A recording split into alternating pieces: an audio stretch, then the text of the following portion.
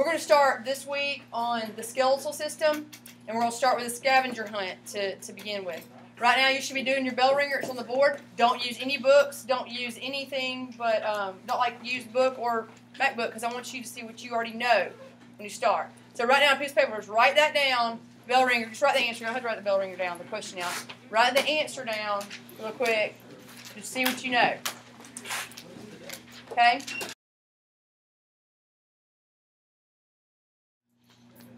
Go ahead and be thinking about a partner.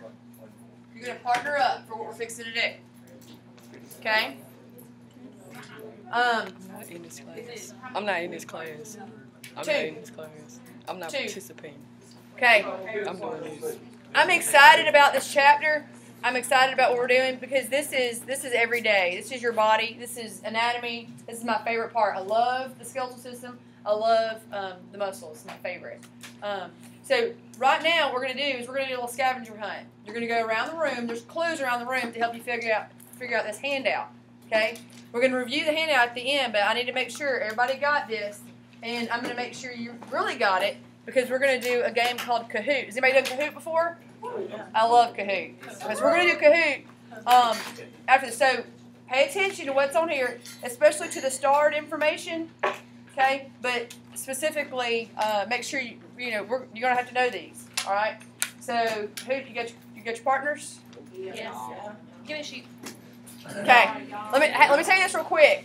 What I'm going to do on the first 5, there's 18 of these around the room. On the first 5, you're going to have about a minute and a half to kind of understand what you're going to do to kind of find it. Then after that, I'm going to give you about a minute, and after that, about 45 seconds, because your choices will be narrowed down once you get to it. Okay? So your time is going to decrease as you go around the classroom. Got it? All right, minute and a half. Here we go. Hey, do not switch until I tell you to switch. I'm staying back. I don't want my face on.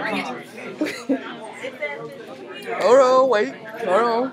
This is my class. Our objective today is to be able to list at least 10 bones in the skeletal system. I'm going to introduce the skeletal system. We've already done our bell ringer. I've given the instructions for the scavenger hunt. We're going to do the scavenger hunt. We're going to review the handout we just got.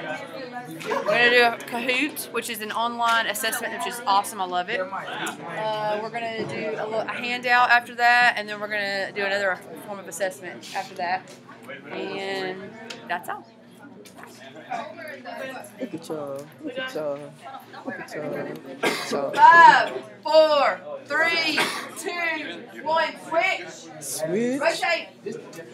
Switch. No. There y'all go.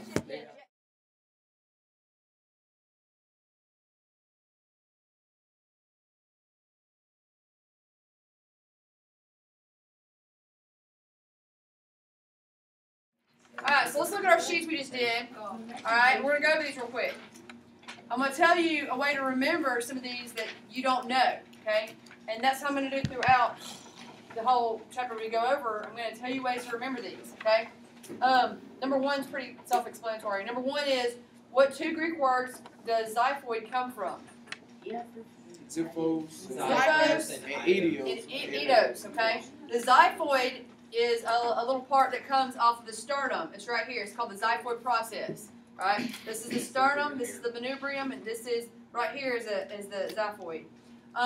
What's unique about this is if you ever have to perform CPR and you do chest compressions, you're going to break a rib.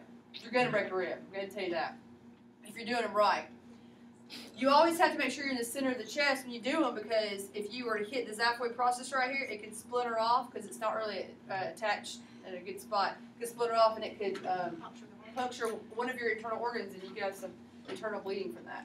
So that's why you kind of remember where the xiphoid process is. It's right here underneath the sternum. Okay.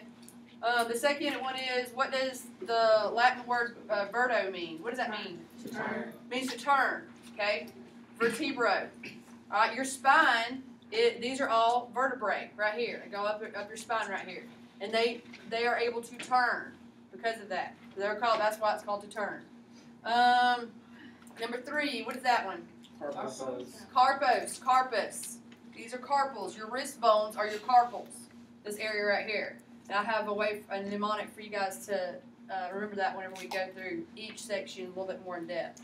But these are carpal bones right here. Number 4, the 2 bones. There's a couple of different answers for number 4. What did you get? Radius, patella. Could have done vertebrae or spine. What else? One more. Tibia was the last one. So those are introduced by Celsus. Most of your words from anatomy come from Latin origin. Okay, and so that's why they were introduced by that guy Celsus. Number 5, the Latin words mando and macerate. What does that mean? To chew. Okay, so your mandible is the only movable joint in your face. Okay, that's your mandible. All right, that means to chew. Number 6. Radius. All right. Remember we talked about, in the very beginning, talked about anatomical position. Why is it important to have anatomical position? To be anatomically correct. Why is it important? Because you have bones beside each other that look very similar. Okay. Yeah, you want to have, that's a good answer. You want to have some sort of point of origin. So look, if I'm a physician, and if I'm an orthopedic surgeon, I'm going to operate on somebody, you want to make sure you have the right side and the left side correct. That's why when you go to have a surgery, if you're doing orthopedic surgery, they'll write right or left on whatever side to make sure that we're operating the right side. You've heard of people go in and have the wrong side amputated or operated on, okay? So why that's important for this, specifically what I'm talking about, is if you look at this, all right, anatomical position is, remember here, palm up or thumb up, face forward, toes forward, right? So if you're in this position right here, if you look, the ulnus pivots. The radius pivots. It's the only pivoting bone in your lower arm. It pivots. So if you turn your thumb down, it pivots on top of there. Okay? So the way to keep it right in your head is to know that your radius is on top, and it's the first ray, your radius, your thumb. Your ulna is the bigger bone, where you feel the bone, your elbow, that's your ulna. Okay? Your ulna, think little finger. Ulna, it has an L in it. That's the one that's going to be on this side. Okay, that's the way for you to remember ulnus and radius. Make sure you get them correct.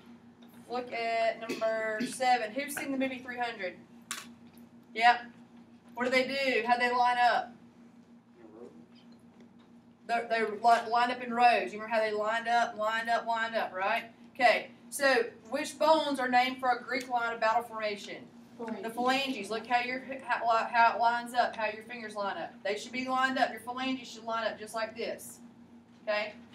Phalanges are your fingers. Number 8. What is that? Tibia. Tibia is the name of the shin bone, or a tubia, or it looks like a tube. Okay? Anybody seen Kevin Ware video? Yeah. Remember that happening? They looked back and looked at old x-rays. He had little stress fractures that had not been diagnosed. And he eventually broke his tibia. The tibia is the big bone in your lower leg. Okay? I think he had broke it somewhere in here where it actually punctured the skin and had a compound fracture.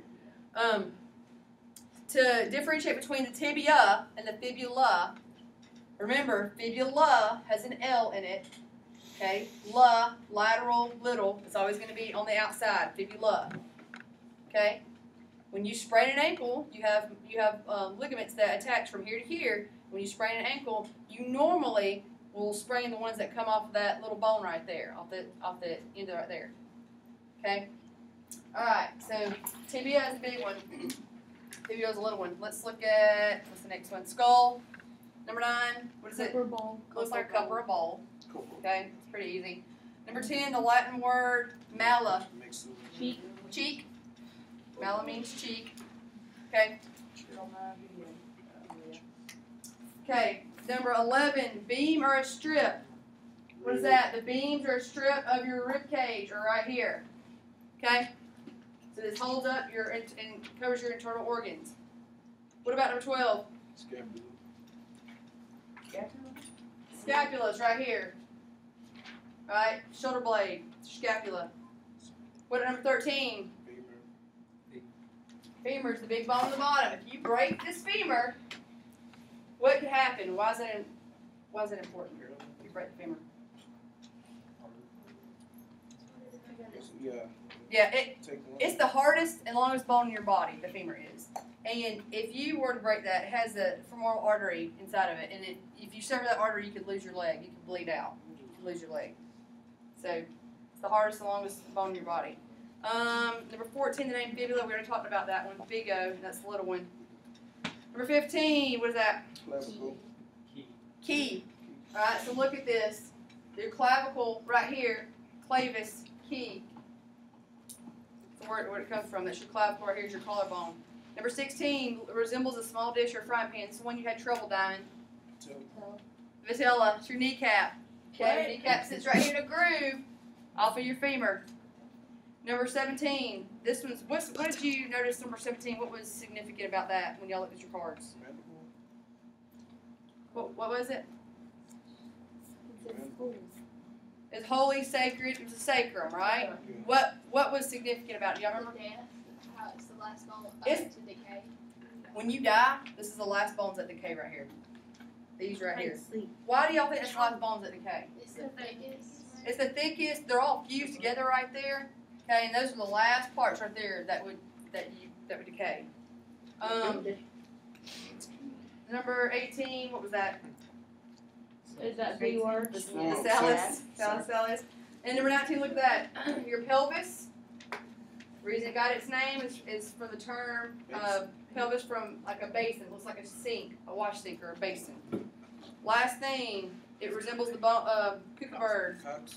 Coccyx. And you can see how it's your tailbone, and that hurts if you fracture it, by the way. What's number? Very much. That's called a coccyx. Which one? 18. The salus. Okay, so what you're gonna do next is we're gonna go over this. We're gonna play a game called Kahoot. Everybody got their map books with them? Everybody have their map books?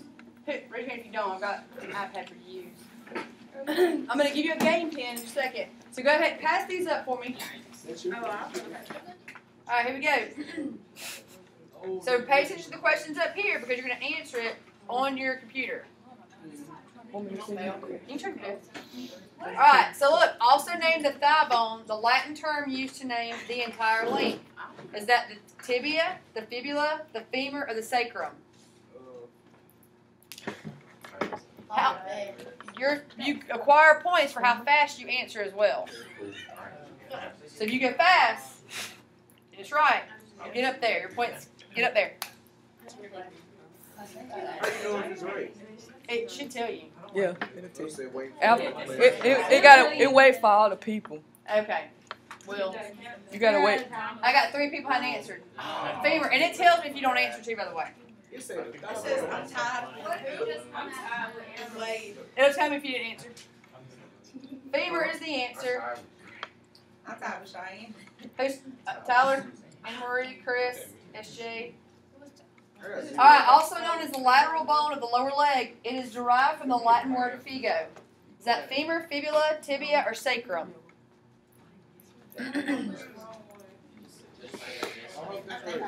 Oh, before. That's the only one I know all of them. Oh, we're going to wait on Skyland. Dang it.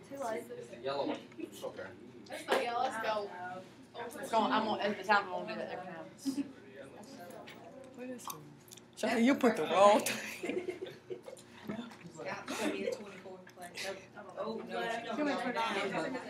Fibula, little. Remember lateral, the little one. Figo. They gave it away, Figo. You're tired with Caleb. Chris.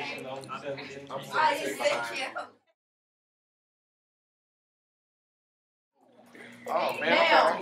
Now, my objective today was to be able to list at least 10 bones in the body. Okay. You've just done it for the past 96 minutes. Okay? You should be able to list at least 10 bones in the body. Oh. Alright?